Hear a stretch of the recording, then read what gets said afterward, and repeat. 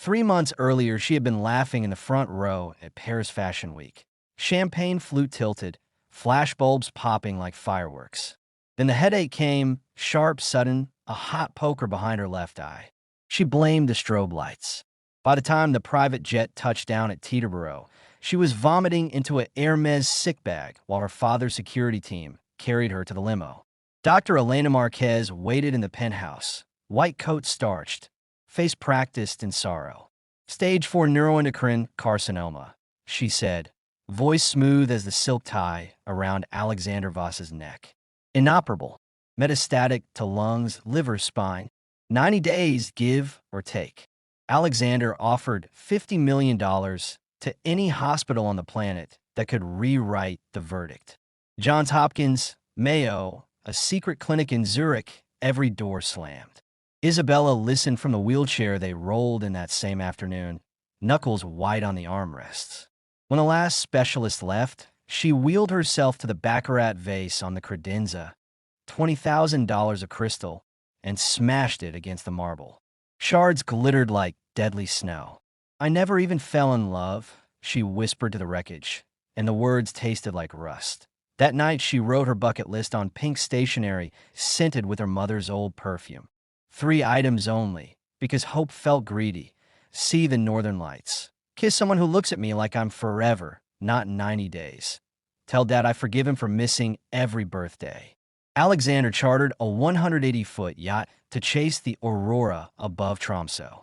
Isabella arrived in Norway wrapped in cashmere and morphine, the wheelchair's wheels crunching over packed snow. The photographer hired to document the voyage stepped forward through the flurry. Lucas Hart, 28, camera slung low, dark hair dusted white. He didn't offer pity. He offered a gloved hand. Cold out here, he said. Let's steal some sky. Every evening, he pushed her chair to the bow while the crew tracked solar winds. The first night, the lights appeared, green ribbons unfurling, violet edges pulsing. He crouched beside her. Look up, Bella. No one had called her Bella since she was 9. She obeyed, and the sky cracked open above them, a cathedral of color. Tears froze on her lashes. Lucas brushed them away with the pad of his thumb, callous from shutter buttons and foster home doors that never stayed open long. Days blurred. He told her about growing up in 6 different states, how he learned to pack a life into one duffel bag. She taught him to waltz in the ship's empty ballroom, oxygen tank clanking against his hip like a third dancer. They laughed until the laughter turned to coughing, until the coughing turned to silence, until silence turned to the soft press of mouths under a ceiling of mirrored stars. His lips tasted of salt and peppermint. Hers tasted of fear and morphine.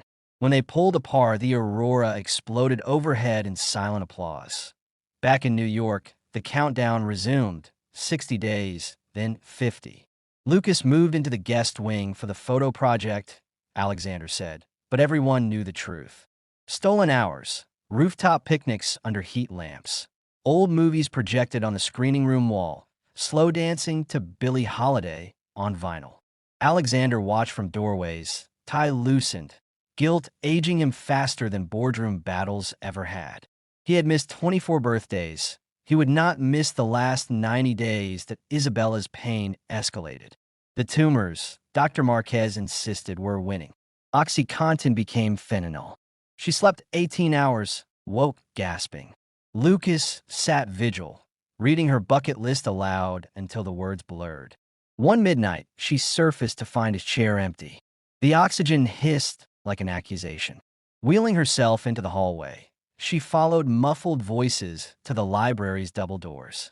A sliver of light revealed Lucas with his arms around Clara, the maid who had braided Isabella's hair through chickenpox and prom nights alike. Clara's sob was raw. We can't keep lying. She deserves the truth before. Isabella's heart monitor spiked. The room tilted. She saw Lucas's face twist in horror as she slumped, wheelchair tipping. The last thing she heard was Clara screaming her name, and the last thing she felt was the cold marble rushing up to catch her. Isabella woke to the sterile smell of antiseptic and the low hum of machines that had become her lullaby. Her eyelids felt glued shut. When they parted, Lucas was there, unshaven, eyes bloodshot, gripping her hand like it was the only tether keeping him on Earth. Clara stood behind him, clutching a manila envelope to her chest as if it burned. Isabella's voice came out a rasp. "Tell me what I saw." Clara stepped forward, knees trembling.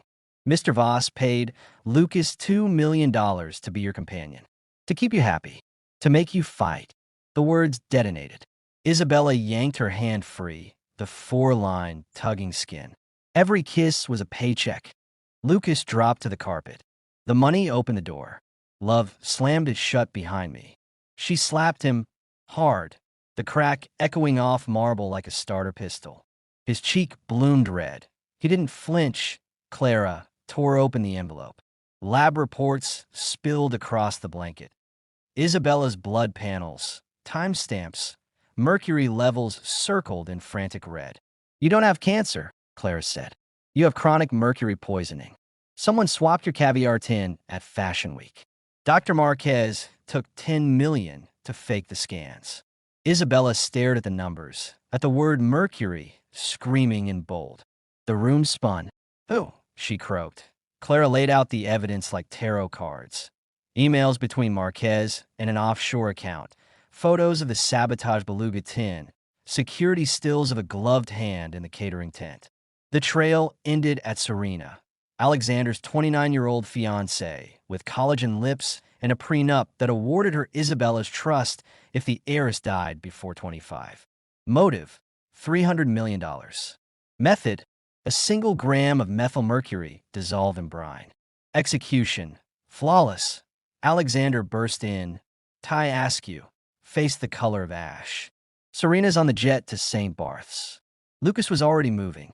They sprinted to the rooftop helipad, rotors thundering. The Gulfstream stairs were lowering when Lucas vaulted the safety rail, tackled Serena mid-heels. She shrieked, diamonds scattering like hail. Alexander pinned her arms while Lucas zip-tied her wrists with a silk scarf she'd tried to strangle him with. "You poisoned my daughter for pocket change," Alexander snarled. Serena spat in his face. "She was collateral. You were the target. Slow grief, bad press, stock dip. I'd own the dip." Back in the penthouse, the chelation team waited. 4 bags of DMSA and EDDA ready to drag mercury from Isabella's bones. 48 hours until irreversible organ failure. They pumped the first dose while she hallucinated green curtains of light, Lucas's voice threading through the aurora. "Stay with me, Bella. The sky's not done with you." Her heart stuttered, flatlined. Doctors shocked her once, twice, 3 times. The third jolt arched her spine off the gurney. The monitor screamed back to life. 72 hours later, she opened her eyes to sunlight slicing through the blinds.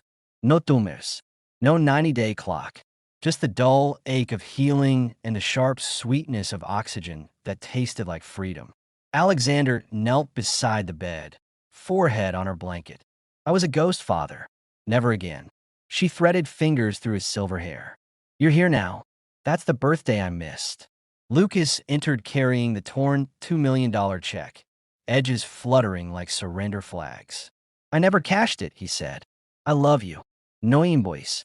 Clara followed with a tray of Belgian chocolates, Isabella's childhood favorite, and a key on a velvet ribbon. "Penthouse on the floor below. Family, not staff." Isabella laughed until tears came. The sound rusty, but real. 1 year later the same, yacht cut through Norwegian fjords under a midnight sun.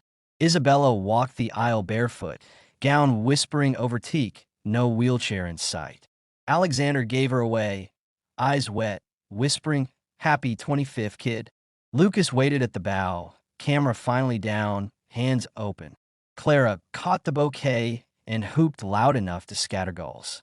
They released paper lanterns into the pale sky.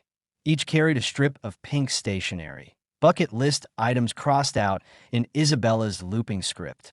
The last lantern rose highest, carrying the final line. "I fell in love and forever looked back."